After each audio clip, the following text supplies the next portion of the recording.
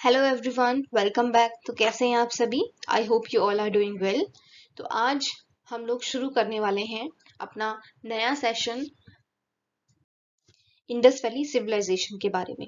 Indus valley civilisation को आज हम बहुत ही क्रिस्प और ओवरव्यू देखेंगे इसका। ठीक है, क्रिस्प वे में हम लोग देखेंगे कि इंडस वैली सिविलाइजेशन की मोटी मोटी चीजें क्या हैं और उससे किस तरह के क्वेश्चंस आते हैं। सिर्फ क्वेश्चन ओरिएंटेड यहाँ पर हम बात करने वाले हैं।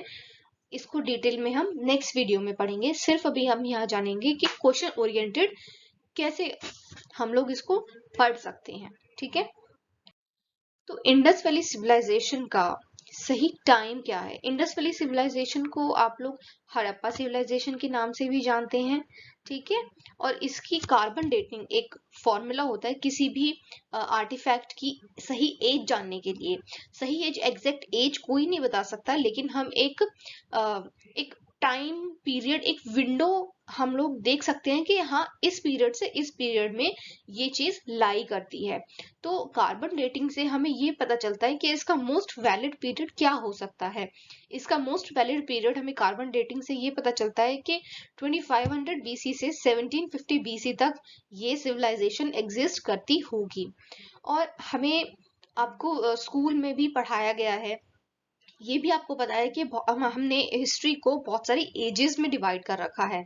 ठीक है, तो उसमें से इंडस वैली सिविलाइजेशन कौन सी एज से बिलोंग करती है? इंडस वैली सिविलाइजेशन बिलोंग करती है ब्रॉन्ज एज से। ठीक है, ये आपको जरूर ध्यान रखना है।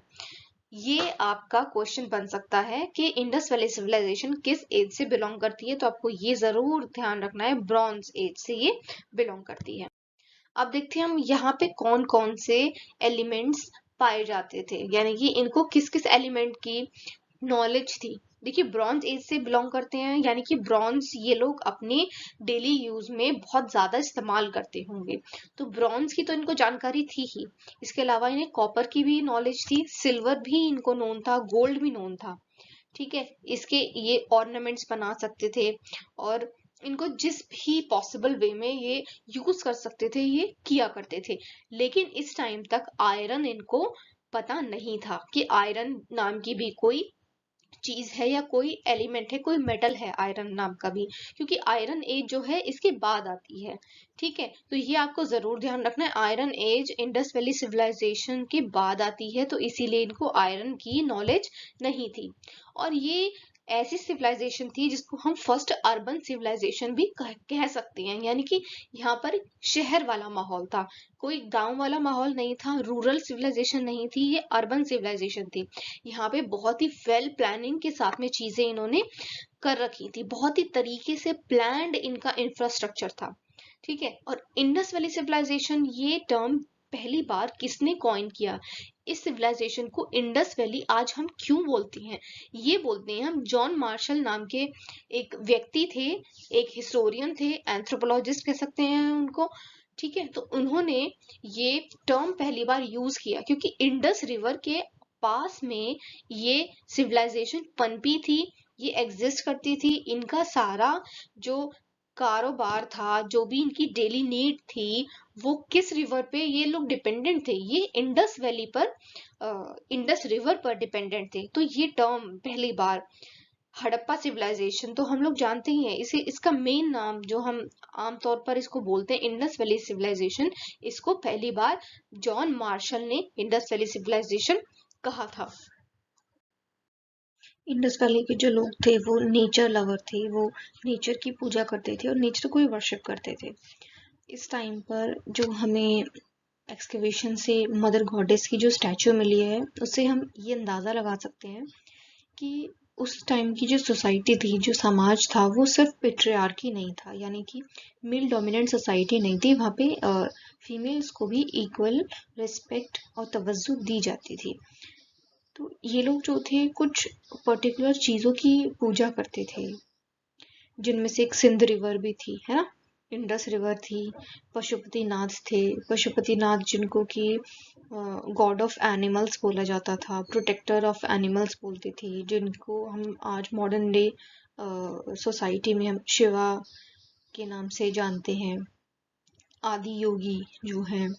और मदर गॉडेस की पूजा करते थे, बुल और पीपल ट्री की पूजा करते थे, पीपल ट्री को बहुत सेक्रेड मानते थे। और ये काफ़ी वाइड रीजन में फैला हुआ था, जिनमें से जो मेन रीजन्स हैं जहाँ जहाँ इंडस सिविलाइजेशन फैली हुई थी उनमें से हैं कुछ सिंध, जैसे कि आज जो मॉडर्न डे पाकिस्तान है, बलूचिस्तान, पंजाब, हरियाणा, राजस्थान, गुजरात, वेस्टर्न यूपी और नॉर्दर्न महाराष्ट्र का कुछ एरिया है जहाँ तक ये इंडस सिविलाइजेशन फैली हुई थी। ठीक है, तो यहाँ पे आप देख सकते हैं ये एक्सकेवेशन में हमें ये इस तरह की सील मिली है, ये फोटो में आप देख सकते हैं। उसमें बुल आपको नजर आ रहा है, तो ये काफी सेक्रेड माना जाता था उस टाइम। इसके बाद देखिए, ये फोटो देखो आप, इस फोटो में आपको क्या पता चल रहा है कि दो तरह के प्लेसेस थे यहाँ पर। एक हाई एंड पर था, एक थोड़ी हाइट पर था, जहाँ पर हो सकता है कि जो एलीट लोग थे उस टाइम पे, जो सोसाइटी को रन करते थे, वो वहां पर रहते होंगे, और जो कॉमनर्स थे वो यहाँ नीचे की तरफ रहा करते थे। हड़प्पा से रिलेटेड यानी कि इंडस वैली सिविलाइजेशन से related more than 1000 sites excavate की जा चुकी हैं अभी तक। जो मेजर साइट्स हैं उनमें से जो बिग सिटीज बोली जाती है, जो मेजर सिटीज थी उस टाइम की, उनमें से कुछ है हड़प्पा, मोहनजोदारो जो आज पाकिस्तान में है, लोथल, कालीबंगन, बानवाली और धोलावीरा, ये बहुत ही प्रमुख साइट्स हैं इंडस सिविलाइजेशन की। इसकी कैपिटल सिटीज इनमें से हड़प्पा और मोहनजोदारो थी, जहाँ बेसिकली मेजर ट्रेड हुआ करता था।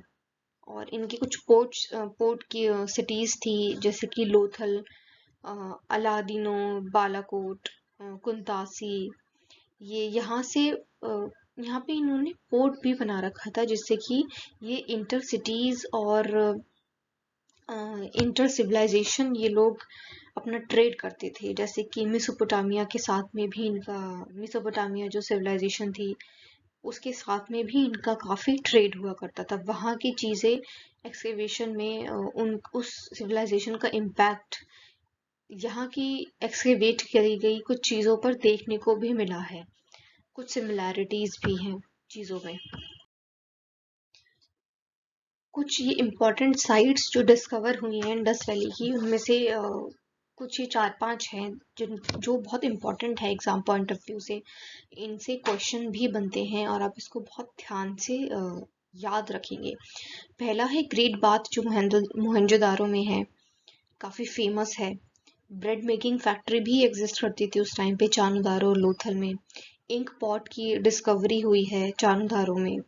और सिमेट्री एच और R37 हड़प्पा में मिली है। अलग अलग तरह की जो सिमेट्रीज हैं। और टेराकोटा का जो प्लो होता है वो बानवाली में हमें देखने को मिला है। इसके अलावा देखिए, यहाँ आपको देखने को मिलेगा ये रेड इंक पॉट है ना। रेड और ब्लैक कलर के उस टाइम पे पॉटरीज यूज की जाती थी। और जो उस टाइम पे बातचीत करने का, लिखने का तरीका था,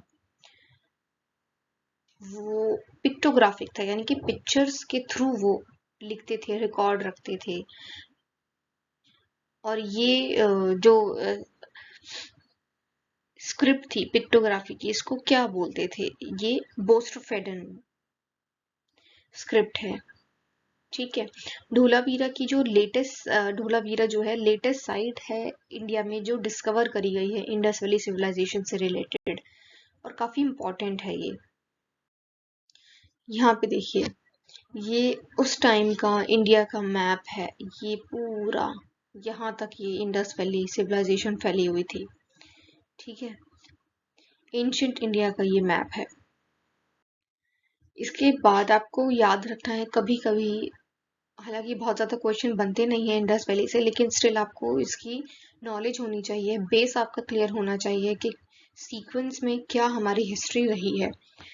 तो हड़प्पा जो है वो रावी नदी के किनारे थी।